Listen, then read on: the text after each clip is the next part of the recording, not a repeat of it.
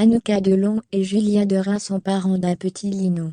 Le garçon, 2 ans, commence à poser beaucoup de questions à papa et maman. Mais il arrive, parfois, que la réponse soit trop difficile à entendre. La Russie a déclaré la guerre à l'Ukraine, il y a plus d'une semaine. Les rues des grandes villes de France se sont teintées de jaune et de bleu, en guise de soutien, le samedi 5 mars 2022 à l'occasion d'une marche, qui a réuni un total de 41 600 manifestants selon le ministère de l'Intérieur. Après avoir vécu une pandémie mondiale, les parents du monde entier ont du mal à garder le sourire en tentant d'expliquer les actualités à leurs enfants, d'autant plus quand ils ont moins de 3 ans, et n'ont vécu, de près ou de loin, que des horreurs.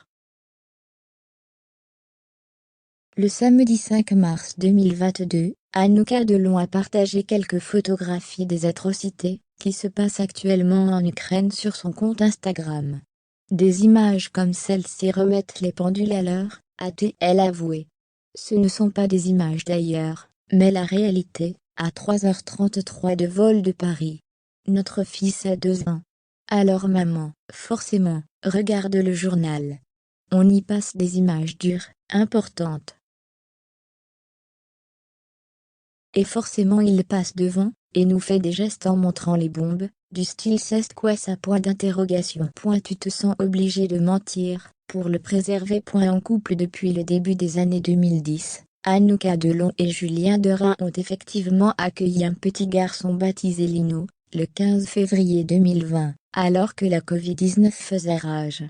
Difficile, pour les jeunes parents, d'évoquer avec une franchise totale, ce qui se passe en Ukraine. Avec un enfant à la maison, on fait forcément des pirouettes pour lui expliquer, admet elle. On ment malheureusement pour le préserver, encore un peu, des horreurs de la guerre, des horreurs du monde dans lequel il vit. Alors tu dis oh là là, dis donc les feux d'artifice. Ils font la fête.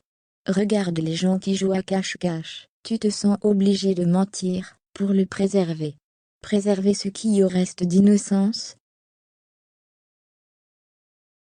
Je ne peux pas m'empêcher de penser qu'il fait peut-être partie de cette génération qui va changer le monde, puisque nous apparemment on n'y arrive pas. Espérons que plus personne n'ait à aborder, très prochainement, ce genre de sujet,